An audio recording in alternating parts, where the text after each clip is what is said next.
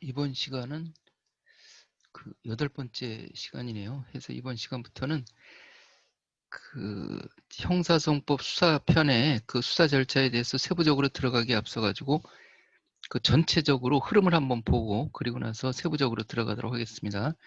전체를 알면서 지금 우리가 어느 단계를 진입하는지 그걸 그 세부적인 부분을 그래야 이제 좀 더 이해가 좀 쉽게 될 수가 있겠죠. 자, 사건 발생부터 송치까지 그 요약이에요. 말 그대로 요약, 자세하게 하는 게 아니라.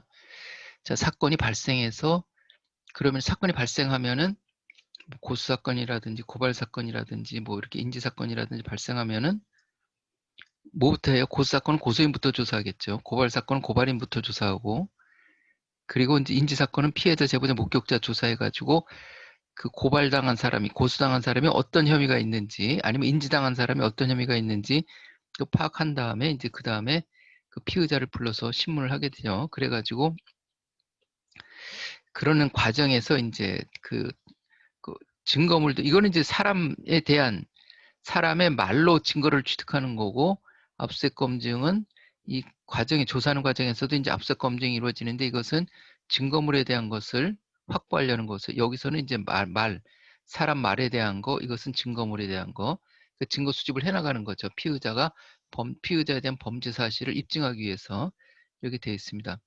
그리고 나서 혐의가 있는지 없는지 파악돼 가지고 혐의가 있다고 판단이 되면은 이 사람을 구속할지 말지 구속 수사를 할지 불구속 수사를 할지 그런 부분을 정리를 하고요. 그 다음에 사건이 다 조사가 다 종결이 되면은 검찰청에 보낸다, 송치한다 그러죠. 해가지고 이렇게 발생에서부터 송치까지 보내면은 이제 일반 경찰이라든지 특별사법경찰 수사관님들은 임무가 종료된다 이렇게 말씀드릴 수가 있겠죠. 사건은 고소, 고발 이렇게 고소, 고발 뭐 인지도 있는데 어느 사건이 중요해서 먼저 쓰는 게 아니라 그냥 무작위로 쓴 거예요. 그러니까 해서 고소는 뭐냐? 그 범죄 피해자가 국가수사기관에다가 저 사람 내가 어떤 피해를 입었으니까 저 사람을 무슨 죄로 처벌해 주세요. 내가 이런 피해를 입었으니까 저 사람을 형사 처벌해 주세요. 이렇게 의사 표시하는 게 고소죠. 피해자가 하는 거예요. 피해자. 물론 그 형사소송법에 보면은 그 223조에 보면은 범죄로 인한 피해자는 고소할 수 있다 이렇게 돼 있고 그 다음에 225조에 보면은 그 다른 고소권자들에 대해서 이렇게 규정을 해놓긴 했어요. 그런데 지금 우리가 이거 지금 말씀드리는 단계는 요약하는 단계니까 세부적으로 보는 것은 나중에 보기로 하고 일단 이렇게 피해자가 국가수사기관에다가 상대편을 처벌해 주세요 하는 의사표시하는 게 고소다. 이 정도만 일단 좀 알아놓고요. 그 다음에 고발은 제3자가 하는 거. 여기는 피해자인데 고발은 제3자가 어디에서 어떤 범죄가 이루어지고 있으니까 처벌해 주세요 하는 처벌 의사 표시해서 고소나 고발이나 상대편을 처벌해 주세요 하는 의사 표시가 있는 거예요. 그냥 신고하는 거는 범죄 신고하는 것은 처벌 의사 표시가 없는 건 그냥 범죄 신고예요. 그것은 요 다음에 나오는 인지 단계로 들어가는데 요것은 이제 처벌 의사 표시가 있는 것은 고발 이렇게 되어 있습니다. 이렇게 하는 거예요. 그 다음에 이제 그 고소는 고소하거나 고소 취소는 대리할 수 있는데 고발은 대리하지 못합니다. 고발은 대리라는 게 없는데 왜 그러냐면 고발은 누구든지 이렇게 할 수 있는 거잖아요. 그러니까 누구든지 하는 거니까 고발이 필요가 없겠죠. 이게 그러한 부분이 형사소송법에 이제 규정이 돼 있다 이렇게 말씀을 드리고 그리고 고소사건이나 고발사건은 인지사건하고는 다르게 사건 고소장, 고발장을 접수한 날부터 2개월 이내에 처리하도록 그렇게 이제 특별사법경찰관리 직무 규칙이라든지 경찰청 범죄수사 규칙에 규정이 돼 있어요. 형사소송법에 규정돼 있는 게 아니고 그 2개월 내에 처리하지 못할 것 같으면은 검사한테 수사기일 연장 지휘 건의를 받아서 처리하시면 되는 거고 수사기일 연장 지휘 건의 그리고 이제 그 경찰은 규칙에 2개월 이내 처리하라 이렇게 돼 있는데 검사는 그 고소장 고발장을 접수하면은 3개월 내에 처리하라 이게 형사소송법에 규정됐습니다. 3월 이내에 처리하라 이게 형사소송법에 규정되어 있어요. 그렇다는 것을 이제 아시면 될 거고 검사가 처리하는 기관하고 경찰이 처리하는 기관하고 다르구나 이렇게 기간이 다르구나 이렇게 규정돼 있구나. 그 다음에 인지라는 것은 그 고소장 고발장이 아니고 고소나 고발은 수사관 입장에서 보면은 제3자가 그 단서를 제공하는 거잖아요. 고소장으로 제공하고 고발장으로 제공하고. 그런데 인지는 수사관이 고소장 고발장이 아닌 고소고발이 아닌 그, 그 본인 스스로 수사관 스스로 범죄 정보를 입수해서 사건화 시작하는 것을 이제 인지한다 이렇게 하는데, 예를 들어가서 언론 보도에 그 어느 지역에서 뭐 밤새 폐기물 무단 매립했다 이런 언론 보도가 나오면은 그것도 이제 수사할 수 있는, 고소나 고발이 있는 게 아니니까 자기 스스로 그 정보를 입수해서 수사할 수 있는 수사 단서를 삼을 수 있겠죠. 해서 그 저기 그러면서 이제 인지 말고, 고소 고발 인지인데 인지 말고 자수라는 것도 있어요. 자수. 그런데 자수라는 것은 스스로 수사기관에다가 스스로 범죄 사실, 내가 이런 범죄를 저질렀다는 것을 알려주는 거죠. 해가지고 이것도, 이거 자수는 그럼 고소에 속하나 고발에 속하나 인지에 속하나 아니면 별도로 있나 이렇게 궁금할 수도 있는데, 자수는 그 별도로 이렇게 항목으로 삼지 않고 수사실무상 보면은 그 인지에 포함시킵니다. 해가지고 자수하면은 자수 조서를 작성하고, 자수인 진술조서 작성하고, 혐의가 인정되면은 피의자 신문조서 작성해가지고 범죄인지 보고서 써서 그렇게 인지하는 절차를 거친다 이렇게 말씀드리고요. 그리고 인지는 좀 전에 제가 말씀드린 것처럼 뭐 범죄 정보, 언론 범죄 정보를 해서도 할 수 있고, 현행범 체포 해가지고 절도 사건이라든지 112 신고받고 출동했다, 아니면 구급된 폭행 사건에서 119 신고받고 소방관이 출동했다든지 소방기본법 위반 이런 식으로 해가지고 현행범 체포했을 때도 이제 그 수사관이 고소고발 받아서 하는 게 아니니까는 바로 시작을 할 수 있다. 인지 사건으로 시작할 수 있다. 여기 특별사법경찰 수사관님들은, 철도 수사관님들 빼고는, 그 특별사법경찰관 수사관님들은 변사자 검시할 일은 없겠지만은, 그 일반 경찰 수사관님들은 이제 그 어디서 사람이 사망했다 그러면 이게 자연사라면은 그 뭐 그냥 넘어가겠지만, 그렇지 않고 가보니까는 이게 좀 타살의 혐의가 있다든지 좀 이렇게 그 변사 사건으로 해가지고 어떤 수사가 좀 시작될 수도 있는, 인지사건이 시작될 수도 있고 불신검문에 의해서 할 수도 있는 거고, 이런 식으로 이제 인지사건이 시작이 된다 이런 부분들, 조금 전에 말씀드린 것처럼 현행범 체포, 검사자 변시, 그 다음에 그 저기 현행범 체포 검사자 변시, 그 다음에 하나 또 말씀드렸던 게 그 불신검문 이런 것들은 그 요거 현행범죄법 검사 변시는 그 형사소송법에 규정이 되어 있고, 불신검문은 경찰관 직무집행법이라든지 이런 데 규정이 되어 있겠죠. 그렇게 말씀을 드리고, 인지라는 것은 이제 주관적 혐의에 의해 가지고, 그 객관적 혐의가 아닌 접고 수사관이 생각해서 지금 이거 범죄 사실, 형사소송법의 사법경찰관은 범죄 혐의가 있다고 인식하는 때 이렇게 돼 있잖아요. 범인 범죄 사실과 증거를 수사하여야 한다 이렇게 돼 있는데, 수사를 개시 진행하여야 한다 이렇게 돼 있죠. 수사를 개시 진행하여야 된다 이렇게 돼 있는데, 그 범죄 혐의가 있다고 인식하는 게 주관적 혐의가 있는 거예요. 주관적 혐의면 완전히 자기 주관에만 주관에만 치우치는 게 아니라 그 저기 객관적인 구체적 범죄 사실이 있어야 되겠죠. 객관적으로 구체적 범죄 사실이 있어야 이제 범죄 혐의를 인식하는 때는 주관적 혐의를 가지면서 객관적 증거가 있어야 되는 거죠. 그래야 이제 그러한 범죄 혐의를 인식하는 때에는 수사를 개시 진행할 수 있다. 이렇게 진행이 되는 거고요. 그 다음에 수사, 개시 진행의 조건은 뭐냐? 수사는 왜 하는 거예요? 이게 혐의가 있다고 해가지고 공소 제기할 정도로, 공소 제기의 필요성이 있을 때, 혐의가 인정되면서 공소 제기 필요성이 있을 때, 그럴 경우에 이제 수사를 개시하고, 그러면서 개시 진행하면서 상당성이 있어야 돼요. 상당성이 있어야 되는데, 신의칙, 상당성 하는 이제 신의칙의 원칙 뭐 이런 게 있는데, 신의칙이라는 것은 저기 함정 수사를 의미하는데, 함정 수사, 우리가 함정 수사라는 얘기를 가끔 듣기도 하고 그러죠. 함정 수사, 특히 마약 사범 수사할 때 뭐 함정 수사하니 이런 그런 얘기들을 하고 그러는데, 함정 수사에는 그 범위 유발형 그 수사하고 기회 제공형 함정 수사 두 가지가 있어요. 범위 유발형 함정 수사, 기회 제공형 이렇게 함정 수사 해가지고, 범위 유발형이라는 것은 상대편이 범죄를 저지를 마음이 없는데 그것을 자꾸 어떤 정보를 제공한다든지 어떻게 그 유도하는 거죠. 해가지고 이 사람한테 결국에는 범죄를 저지르게 하는 거. 범죄를 저지를 마음이 없는데 그 사람 꼬셔가지고 범죄를 저지르게 하는 거. 그거는 안 되겠죠. 해가지고 그런 것은 불법 수사가 되는 거예요. 불법 수사. 그 판례를 보면은 어디 노래방 이렇게 단속하는 데 있어가지고 이 사람이 처음에 그 손님으로 가장해가지고 수사기관에서 손님으로 가장해서 갔는데 그 주인한테 도우미 좀 불러달라 이렇게 도우미 그 단속을 하러 갔는데 그러니까 이 사람이 우리는 그런 거 안 한다 그냥 나가라 이렇게 노래 부르든지 그냥 나가라 그랬더니 이 사람이 그냥 나왔어요. 수사기관에서 나와가지고 수사관들이 나와가지고 다시 두 번, 세 번 가가지고 도우미 계속 요청을 하니까는 그 주인이 마지못해 이제 도우미를 불러줬는데 그걸 가지고 이제 단속을 해서 그런 것들은 그 범의 유발형 함정 수사 해가지고 불법 수사다 해서 그 무죄 선고가 되겠죠.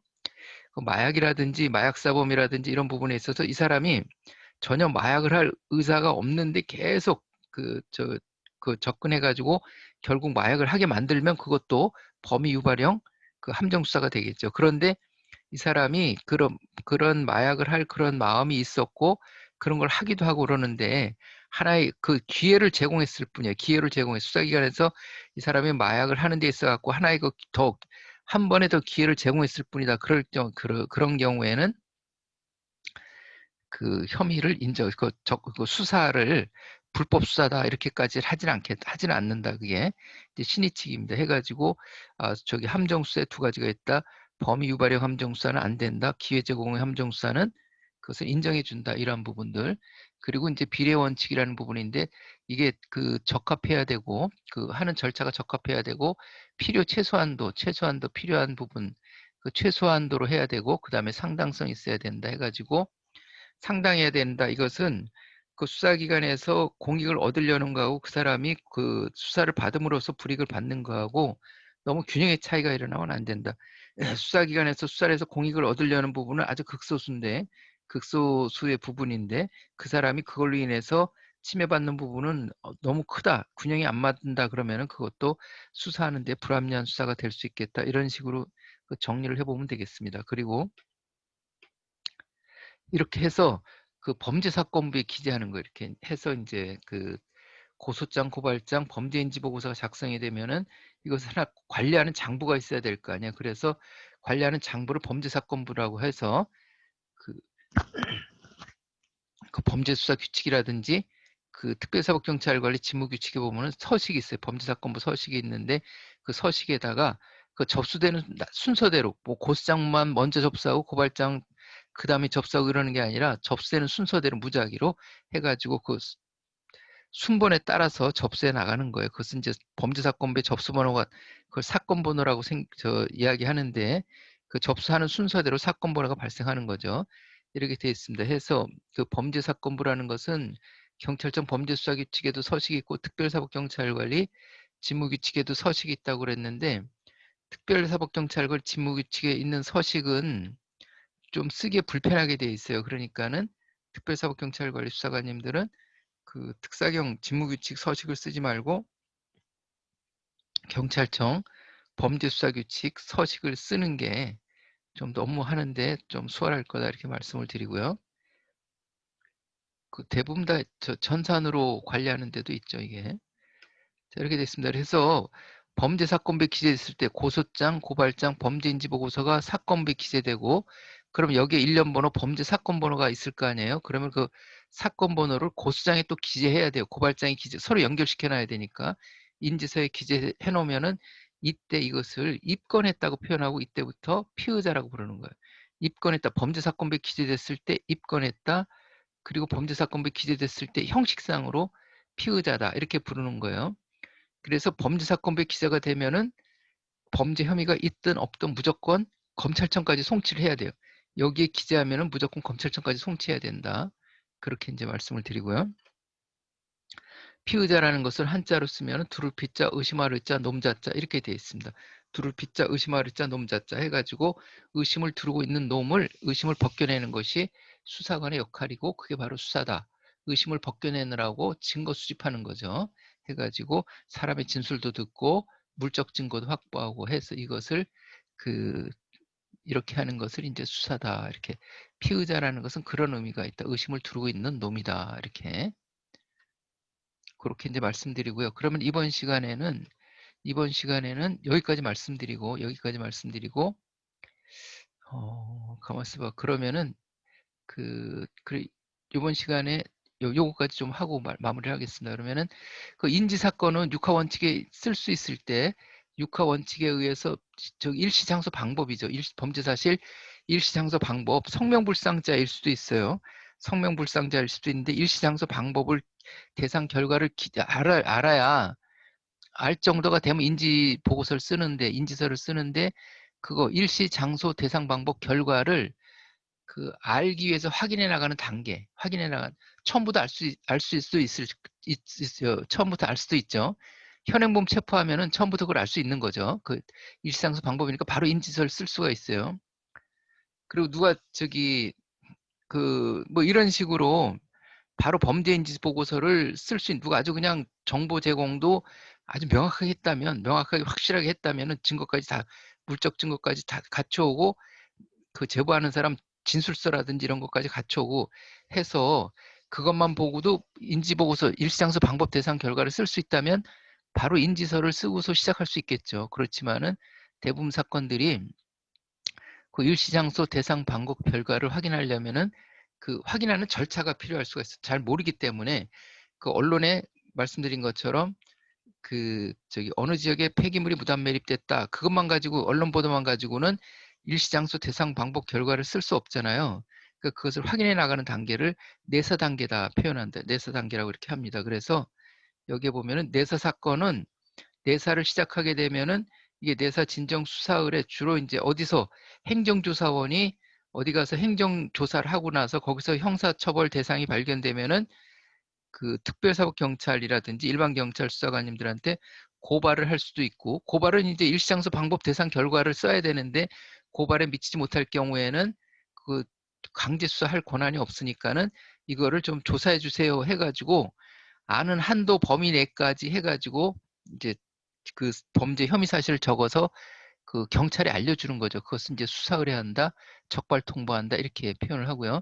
다른 수사기관에서 그 혐의 사실이 있다고 이렇게 입첩돼 왔을 때 범죄사건부에 적혀서 오는 것을 이송이라고 한다면 범죄사건부에 적히지 않은 상태에서 오는 것을 이제 이첩으로 이렇게 봐가지고 내사사건부에 기재해가지고 여기서 일시장소 대상 방법 결과가 내사한 결과 일시장소 대상 방법 결과가 확인이 되면은 여기 인지사건으로 나가는 거고 그렇지 않으면은 여기서 자체 내사 종결하는 걸로 마무리가 되고 이렇게 되어 있습니다. 해서 그 혐의를 입증하지 못하는 내사 사건 중에 혐의를 입증하지 못하는 것을 그러면 그냥 우리가 어떤 인지 사건을 시작하는 데 있어서 혐의를 입증하지 못하는 그러한 사건들은 이 내사 사건부에 정리해 가지고 검찰청으로 송치하지 않고 그냥 종결하면 되는데 그렇지 내사 단계를 잘 활용하지 않을 경우에는 무조건 혐의가 없어도 인지보고서 써서 이렇게 혐의가 없는데도 이렇게 검찰청까지 보내야 되잖아요. 그러면은 수사관님들도 업무량도 늘어나고 검찰청에서도 굳이 안 받아도 되는 수사 기록을 받아가지고 거기서 또 업무량이 늘어나고 보관할 장소도 부족하고 이런 좀 애로사항이 발생하니까는 그 내사 사건이 어떤 건지 이런 것을 좀 더 명확히 그 나중에 이제 구체적으로 할 때 그때 좀 알으셔가지고 그 내사 사건도 내사 절차도 좀 잘 활용해가지고 그 수사하시는데 도움이 됐으면 좋겠다. 참고하셨으면 좋겠다. 이번 시간에는 여기까지 말씀드리고 사건의 발생에 대해서 말씀드리고 다음 시간에는 이제 이후 절차에 대해서 참고인 부분에 대해서 진행하도록 하겠습니다. 자, 이번 시간은 이것으로 마치도록 하겠습니다. 수고하셨습니다.